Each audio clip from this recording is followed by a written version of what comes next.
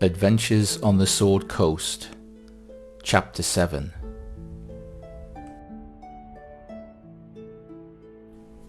It was a good battle, thought Amos the Destroyer, as he surveys the dead ogre and orc bodies strewn around the Shrine of Savras. As the party recover any useful items from the dead, Princess Lady Anastasia seems delighted with the chain that was recovered from the defeated ogre chieftain. This indeed was a weapon that she could use. "Anyone for skipping?" she excitedly shouted out with a large smile on her face. Although the bailey of the structure had been secured, they had yet to enter the shrine at the centre of the courtyard. So taking the lead, Amos moved to a part of the wall to the east side that had fallen down. Peering through the gap in the wall, it appears as though this might have been a bedroom before it was destroyed. It was in a fairly sorry state, with broken furniture and items littering the floor. He did notice a door to the west leading into the bulk of the structure. Amos beckons the rest of the adventurers to join him, to which Fairfax Whitbeam enters the room and moves across to the door at the other side of the bedroom. Pushing the door open, he reveals a large room with tall pillars reaching up to a high ceiling, in which he notices a hole leading into the belfry. Double doors can be seen to the north and south of the room, with a smaller door opposite on the west wall. The room has not been used for some time. The floor is littered with the bones of the dead. Princess enters the large room and performs a medicine check to determine what the bones are from, but other than being humanoid, she is unsure of what they originated from. Alexa Songblessed wanders down to the south end of the room and opens the doors without checking for anything of danger. As the doors swing open, he is startled with the sound of fast-beating wings. The party, hearing the noise, turn to look at the entrance to the southern room. It appears to be a temple, again littered with bones along with priest vestments. An altar can be seen at the far end of the room, with a thick layer of dust covering everything. A man-sized insect-like creature lands in front of Alexis, who, although surprised, manages to use Polar Master to strike the foe with his spear that still has the blood-stained flag attached to it. The insect starts to dance in an alluring motion, while producing a siren song, which for a moment the party members are transfixed by this enchanting sound. But using their constitution, they all break free of its charm. Princess Lady Anastasia pulls out her great axe and tries to swat this insect. Her first swing misses, but the second lands a good solid hit. She rages at the creature. Alexis also tries to swat the insect, hitting it twice, but missing with his third attack using Polar Master. Zurek also decides to join the battle, and pulling out his heavy crossbow, fires a bolt across the room, but it misses due to the quick movements of the insect. Amos decides to throw 2 hand axes at the creature. The first misses and embeds itself in the door. The other lands squarely in its thorax. Fairfax casts Eldritch Blast at the insect. 2 beams of crackling energy arc across towards the creature. The first makes a glancing blow against the quick-moving body.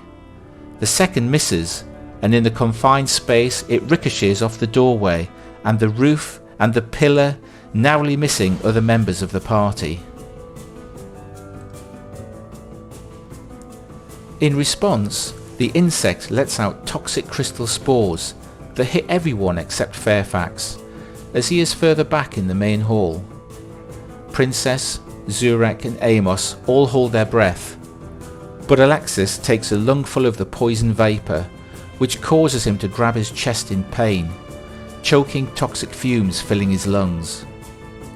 Princess Lady Anastasia recklessly attacks the insect with her great axe, landing 2 solid blows on the creature's thorax.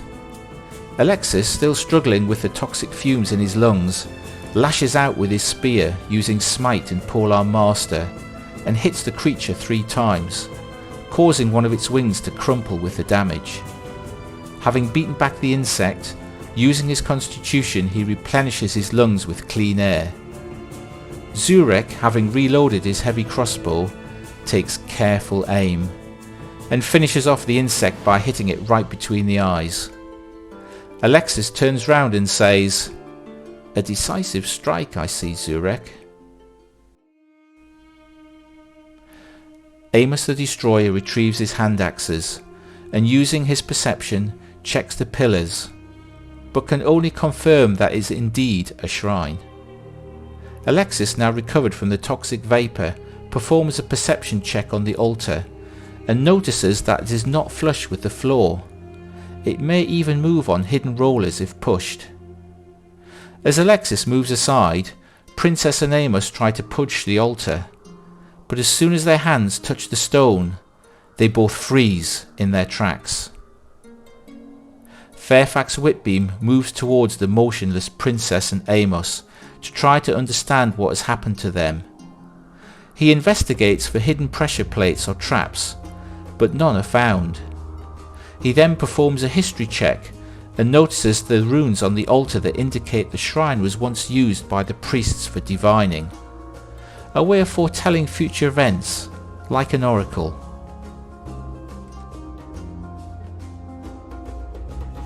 Alexis Songblessed considers taking gold and items from Princess and Amos in their frozen state, but using intimidation, Fairfax convinces him otherwise. Then without warning, Amos stands up straight and turns to Princess saying, "Did you see what I saw?" Princess just giggles and says, "Can we go again?" Amos responds, "Yep, she saw what I saw." Princess touches the altar in an effort to make it trigger the effect again, but nothing happens. Fairfax, seeing that Amos and Princess appear to be unharmed by their experience, checks under the altar and finds a box containing 57 gold pieces and a mystery key. The rest of the party then inquire as to what Amos and Princess saw. Amos the Destroyer can't explain fully what happened, but they appear to have had a shared vision. He tells them of how they found themselves flying up through the roof of the Shrine of Savras and across the lands over the Sword Mountains. They could make out the Trebor Trail and Philandolin in the distance. Then they swooped down towards Icespire Peak, all the while having a sensation they had flapping wings keeping them aloft in the sky.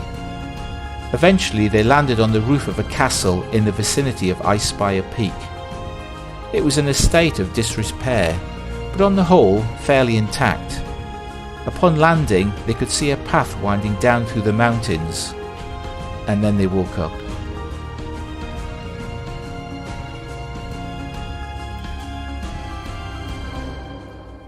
As the journey appeared in a shared vision, Amos interprets this to mean that the party must go to the castle near Icespire Peak and investigate where the path leads. They all agree this course of action, but must first finish the quest for Don John and inform the rat folk that they can vacate Torgold Mine and return to their home at the Shrine of Savras. Alexis heads off to the door on the west wall in the main hall. Having not learned from opening the south doors, he opens it to see a room and determines that it was probably used recently by the Orcs. However, after a wisdom check, Amos notices telltale signs that this room was once home to the rat folk. On investigating the room further, the party find nothing of interest, apart from Zurek, who locates a small bag containing 5 gold pieces. Fairfax suggests he adds it to the earlier find of gold coins from under the altar, but Zurek already has plans for this modest find. A few beers back at Stonehill Inn, so he pockets the gold instead, with a smile on his face. Amos decides to take one of the pre-specimens as proof that they have defeated the Orcs, and that the rat folk can now return to their home in the Shrine of Savras.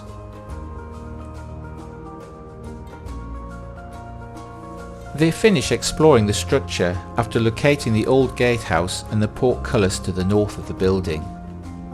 Although the party agreed earlier to return to Togold Mine to complete the quest for Don John, and then carry on to investigate the vision of the castle up in Icespire Peak, Zurek reminds them about the other orcs presumably held up at Butterskull Ranch. It's agreed then.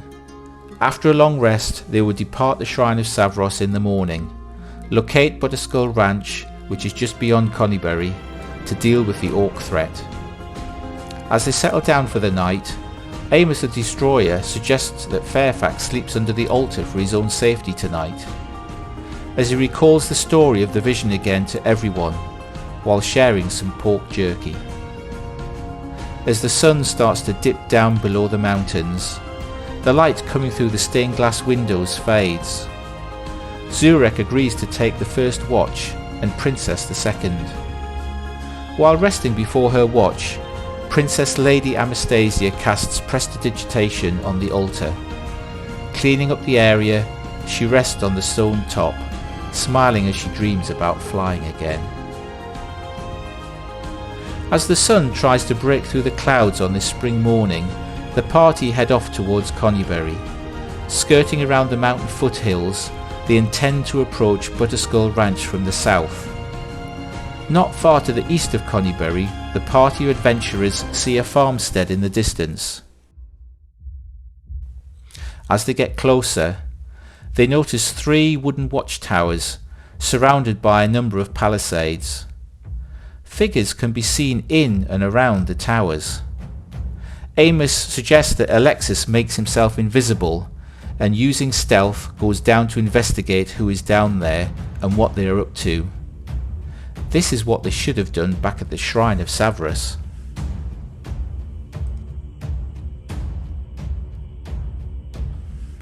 Not quite following the instructions from Amos the Destroyer, Alexis Songblessed casts invisibility on Amos, much to his annoyance. Grumbling to himself, Amos sets off down the hill to scout Butterskull Ranch. As he makes his way over the Tribord Trail and across the fields, he notices that the palisades are about 8 to 9 feet tall with spikes on top, and what was once wheat fields are now just stubble. Even though he is invisible, he stops when he sees that the figures in the watchtowers are orcs. Between the towers, another group of orcs are training a number of beasts with horns.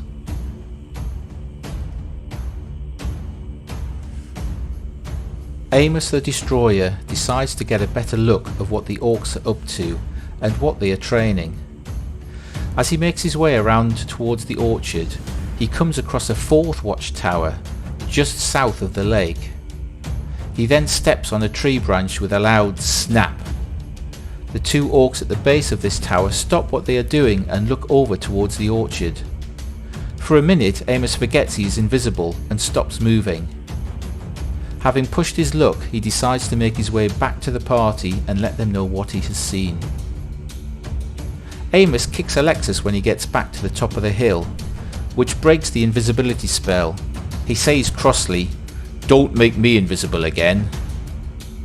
After briefing the party, Zurek suggests that they should attack in 2 separate groups. Amos, Fairfax and Alexis from the orchard to the west of the farm, and Princess and himself from the tree line to the east. To avoid being seen by the watchtowers, they plan to spend about an hour carefully making their way into position. Princess asks how they will know when to attack. With a wry smile, Amos replies, "Just watch for the magic stuff." As the first group make their way into the orchard, Alexis has the idea of setting fire to one of the trees as a distraction, but Amos and Fairfax convince him otherwise. At the same time, Princess and Zurek position themselves at the tree line to the east of the farm, ready for the signal to attack. As they approach the east edge of the orchard, Amos looks across to Fairfax and says, "Do your magic stuff."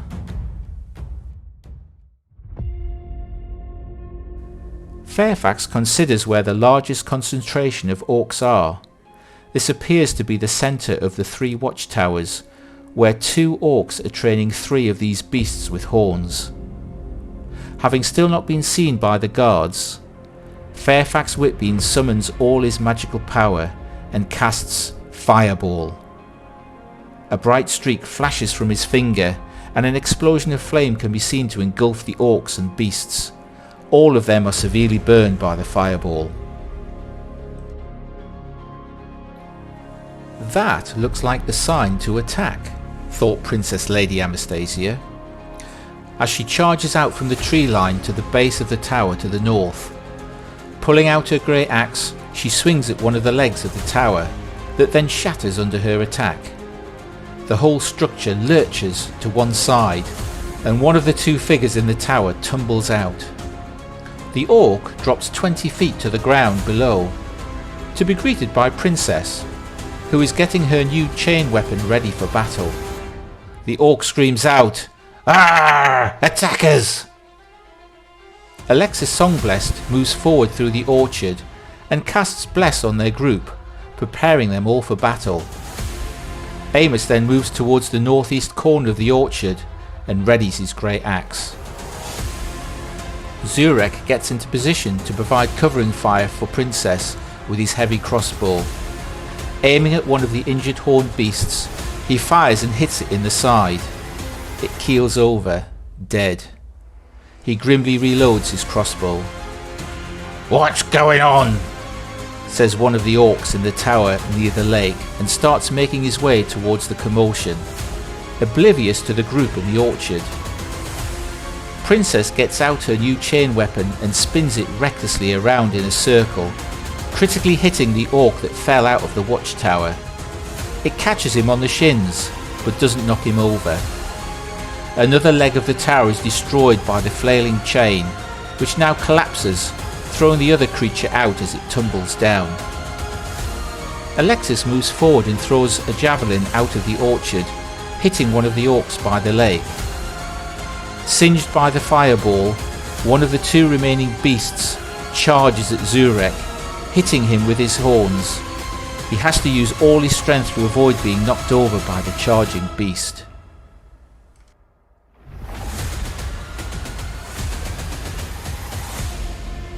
The orc that had been thrown from the watchtower now takes out his grey axe and hits Princess. At the same time, the orc by the lake hit by the javelin sees Alexis hiding in the orchard and charges him. Critically hitting Alexis with his grey axe, he does not notice Amos standing behind him. The strange creature that tumbled out of the falling watchtower also sees Alexis, and without any concern for the orc in combat with him, fires a bolt that lands next to them. The grenade on the bolt then explodes, covering Alexis and the orc in poison. Unfortunately, it also catches Amos in the blast. The orc dies as collateral damage from the attack. Amos the Destroyer performs a nature check on the strange creature and notes that it looks like an oaken bolter construct. Now enraged, Amos runs out towards the other orc by the lake and kills him in a frenzy with 2 mighty swings of his grey axe. Then he charges at the next nearest orc in the west watchtower. The other Orcus, for surely this is what it was, charges Zurek and strikes him with his horns. These powerful wild beasts were revered and often used as war mounts by the orcs.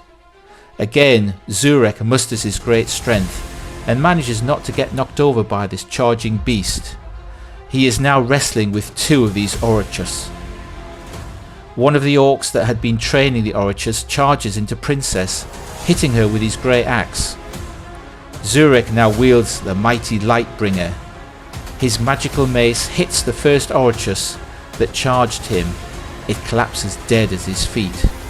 He then uses Action Surge to attack the other beast, but misses.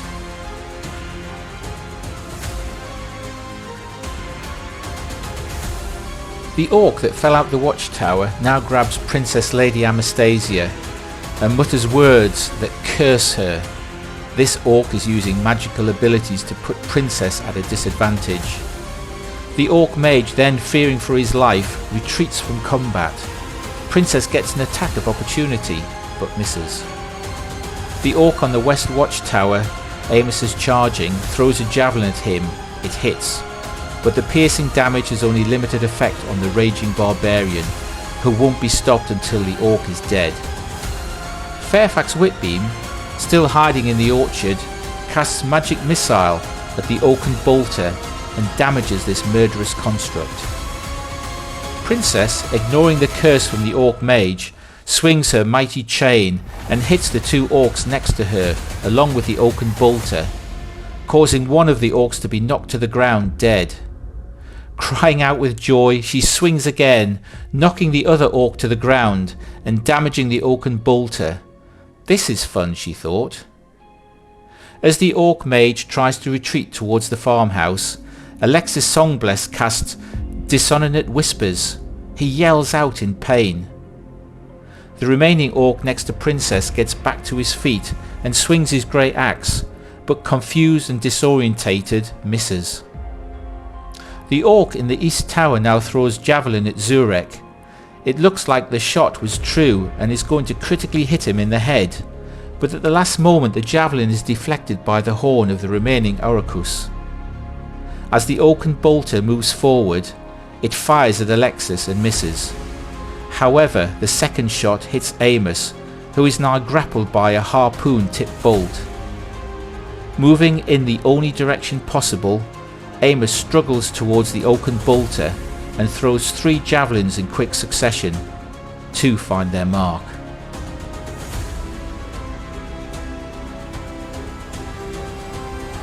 The final Uricus, wrestling with Zurek, attacks him, but misses.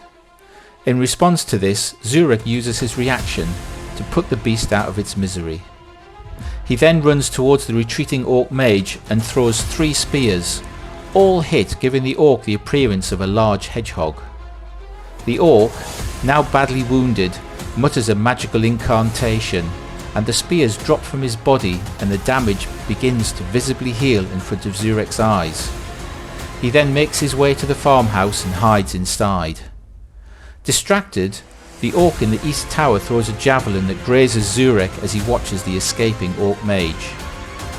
Fairfax Whitbeam now casts eldritch blasts at the orc and bolter.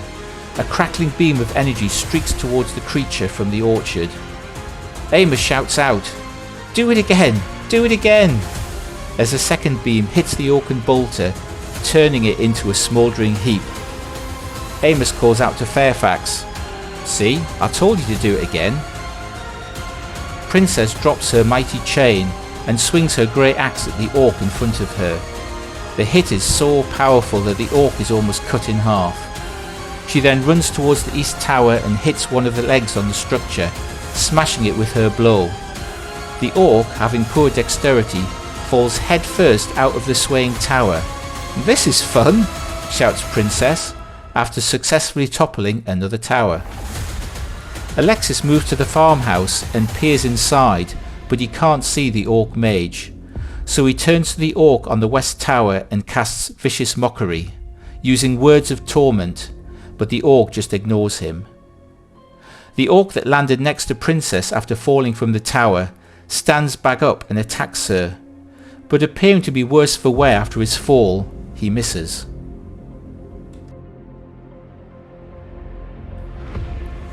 Amos the Destroyer, seeing what fun attacking a watchtower can be, swings his grey axe at the remaining tower, taking out 2 of its legs.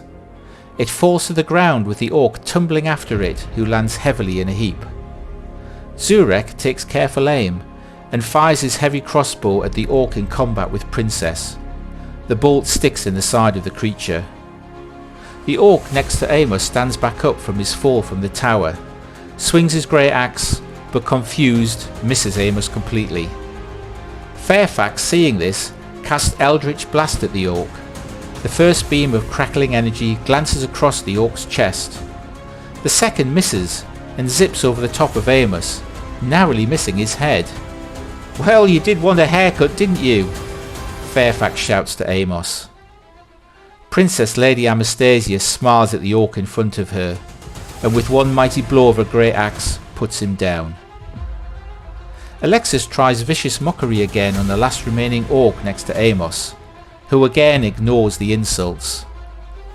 Amos the Destroyer, sizing up the battered creature, decides to finish it with one carefully aimed blow with his great axe. As the orc slumps to the ground, Amos can be seen standing over him with a wry smile.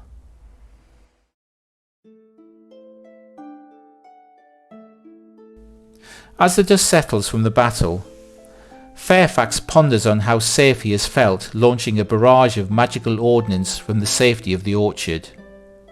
Now all they need to do is find the orc mage. As the party prepare to enter the farmhouse, Alexis comments that overconfidence is the slow and insidious killer.